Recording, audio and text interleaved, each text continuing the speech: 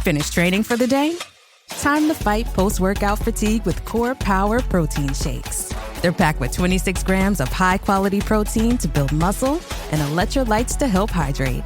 The nutrition you need to help your body replenish, rebuild, and repair post-workout so you can power on to the next one. Champion your recovery with Core Power. Visit corepower.com to learn more.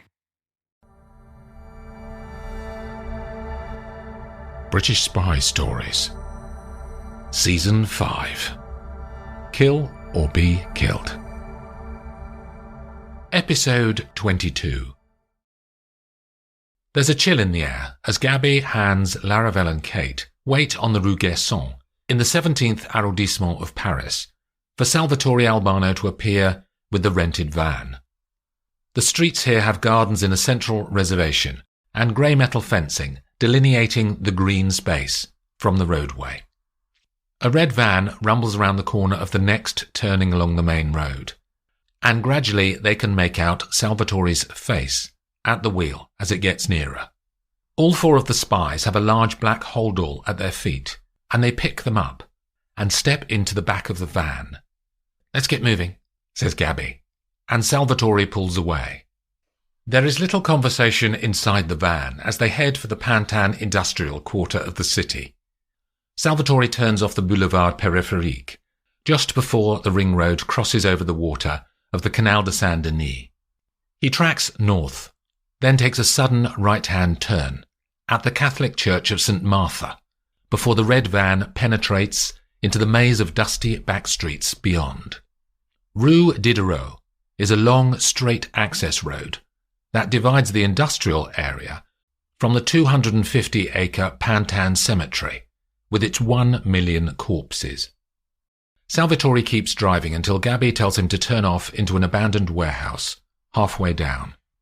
"You stay here," she says, through his open window, looking directly into his eyes to ensure that he understands that that is an order. Hans and Laravel run along the fence line with two of the black holdalls. When they reach 50 metres up the road, they pull out two tripods and place one on each side of the carriageway. On top of each tripod, they fix what appears to be a traffic speed camera.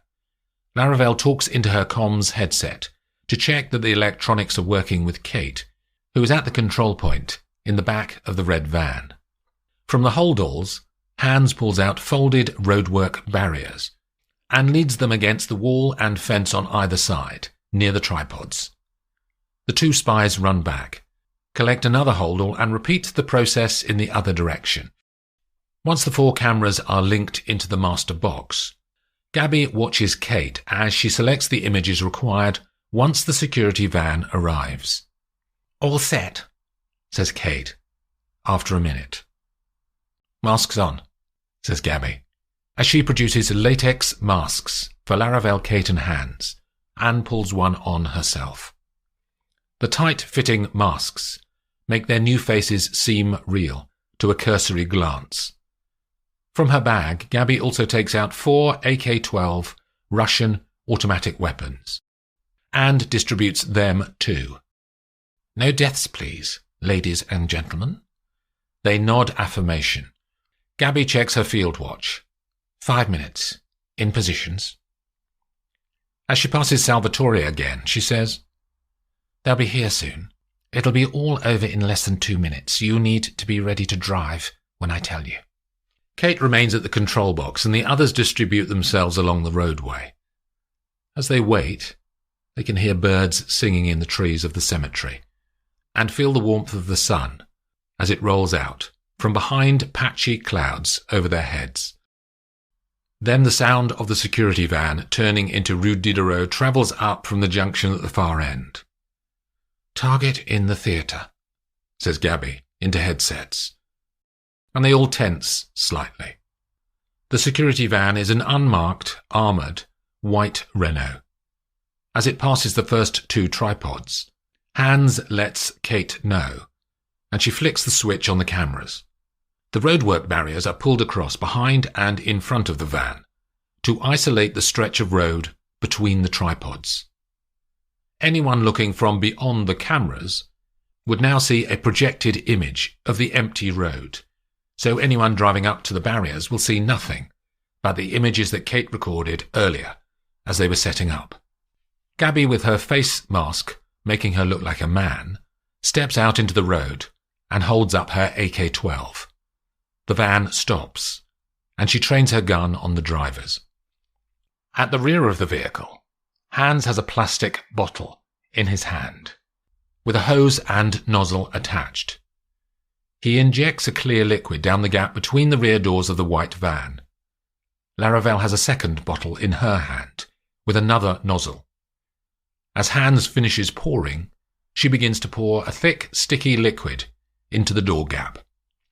5 seconds, she calls to Hans, and they both run back to be as far away from the van as they can, in the time.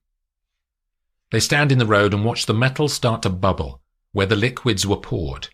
Then a dark cloud of vapour starts to spew out from the door gap, and gradually the steel doors distort and come away from the frames.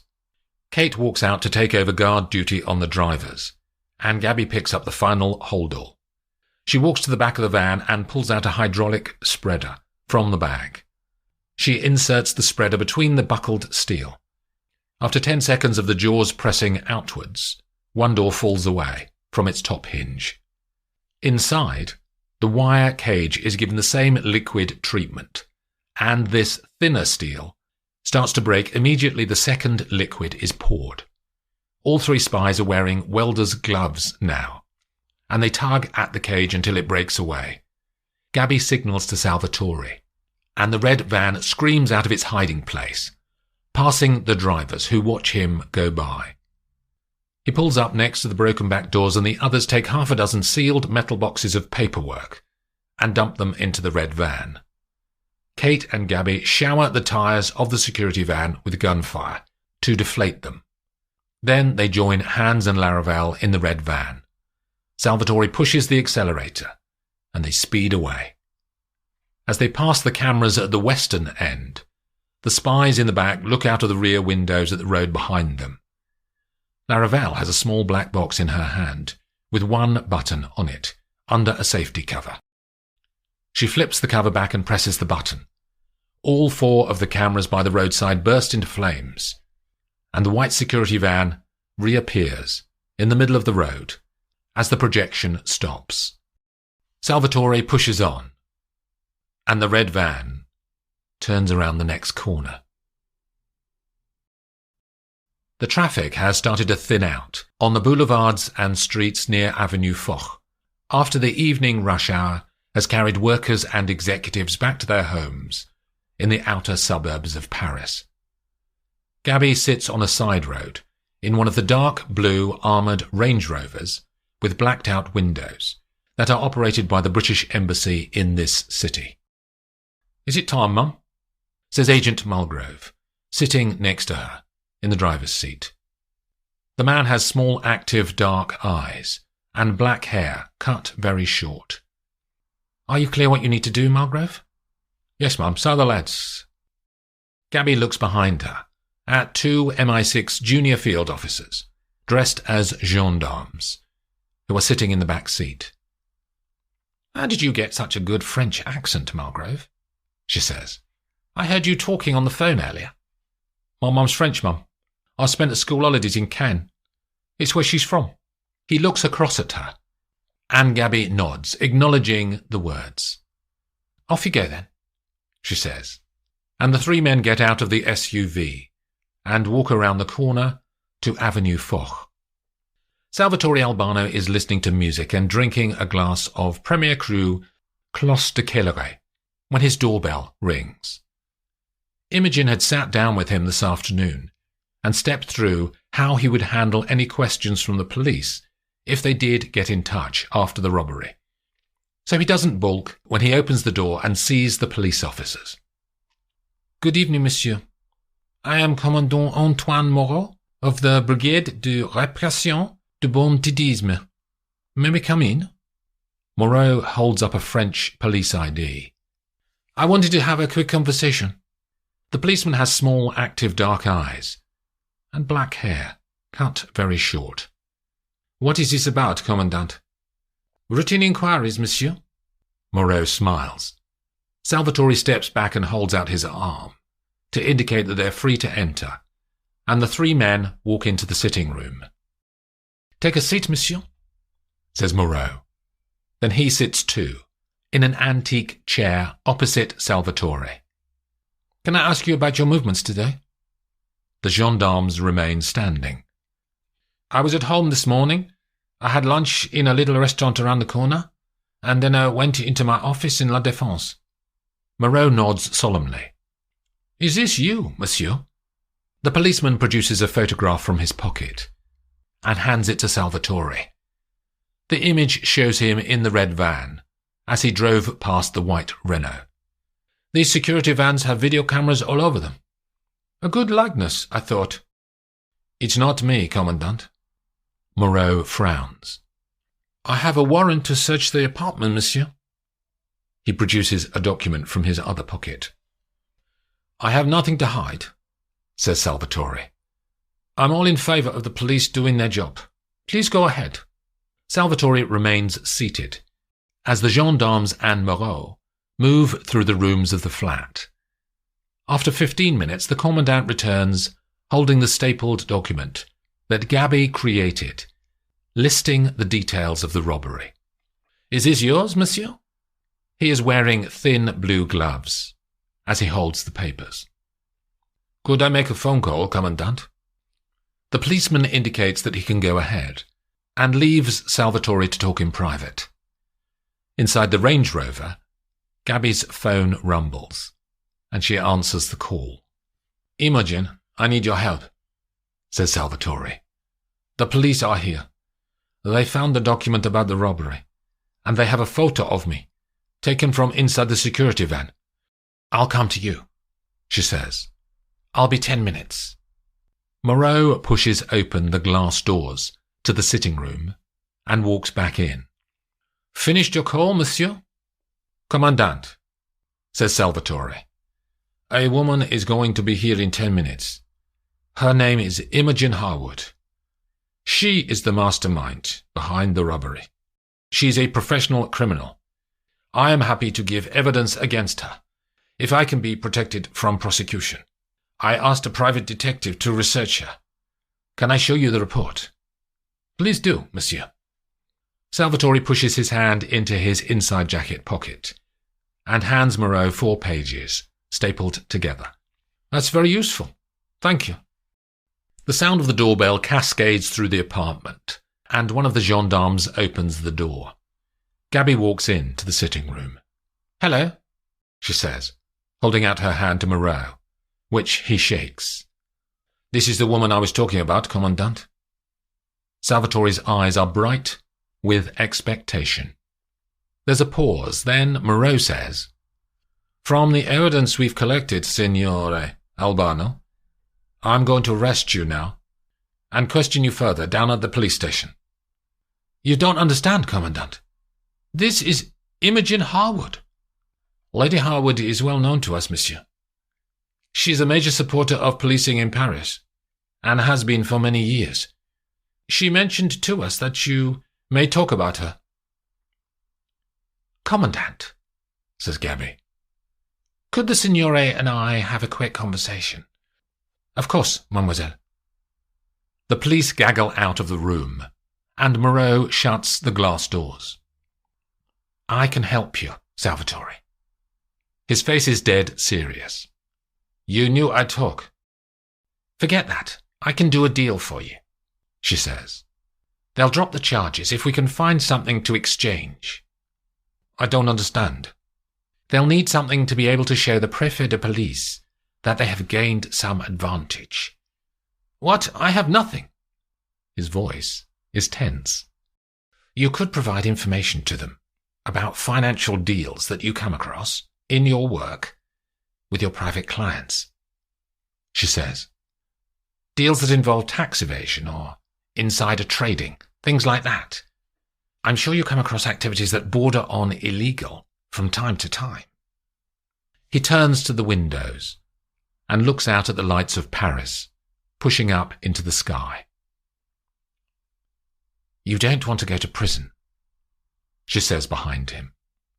This is your way out of this. He turns back to her and grunts softly in compliance. Shall I call Moreau back in? She says. Salvatore doesn't object, so Gabby opens the glass doors and the commandant returns.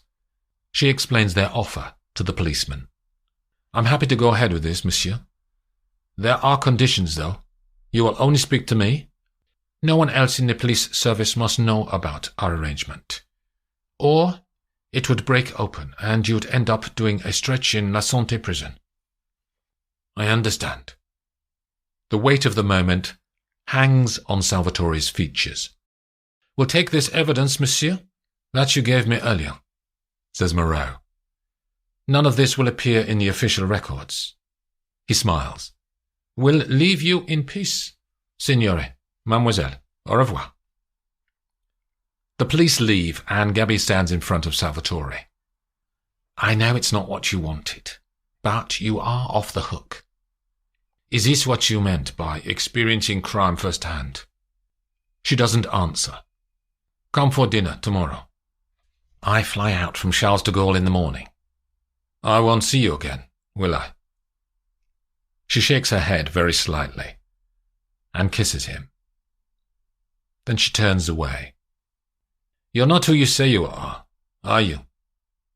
He says, as she picks up her coat. Gabby takes a breath out. You'll never know, Salvatore. Goodbye. Down on the street, the three fake policemen sit in the Range Rover. Gabby opens the door and sits in the front passenger seat. Will you be running Albano now, Mulgrave? You work in the British Embassy here in Paris, don't you? Yes, Mum. I've got a couple of sources I run already who provide us with intelligence on the finance community. So this chap fits well with all that. These rich people in banking end up getting involved with British security interests in various ways. Their financial crimes give us opportunities to pressure them into talking about their friends in high places. So it's very effective for us to have eyes and ears in that world. And you maintain your cover as Commandant Moreau? Yes, Mum. I'll meet this chap every few weeks. Keep tabs on him. Press him for information. You know the sort of thing. You were very good, Mulgrave. You were all very good. She turns to smile at the gendarmes in the back. Thank you, Mum. I'll mention it to the ambassador. Much appreciated, Mum. Can you drop me at my apartment? As a cloudy moon sits over Paris, the Range Rover pulls out onto Avenue Foch, and it disappears into the traffic, heading for the Arc de Triomphe.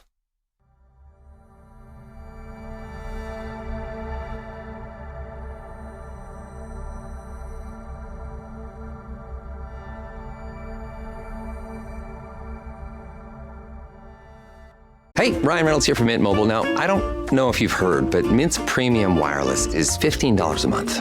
But I'd like to offer one other perk. We have no stores. That means no small talk.